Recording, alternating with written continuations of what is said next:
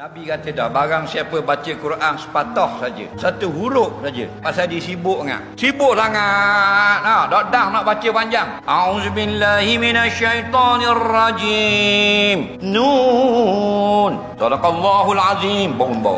Nun sepatah siapa baca sepatah saja, falahul hasanah. Dia akan dapat satu pahala. Al hasanah bi asyri amsalihah. Satu pahala akan diganda 10. Allahu Rabbi. Orang yang baca Bismillahirrahmanirrahim nak turun tangga rumah, dia akan dapat 190 pahala. Orang yang baca Fatihah lepas garik atau lepas isya, atau nak pergi muka Fatihah dulu sekali, belum naik atas betul ke laut, dia akan dapat 1560 pahala. Kerana Fatihah ada 156 huruf, kali 10, 1560. Kaya tak? Tapi Allah tak bayarlah cash dalam dunia. Kalau bayar cash 1560 Fatihah, orang ngisak ngaji.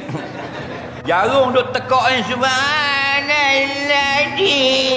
Ngisak dadah ngaji. Dak tu beri rumah. Oleh kerana bayar akhirat, kita tak berapa minat.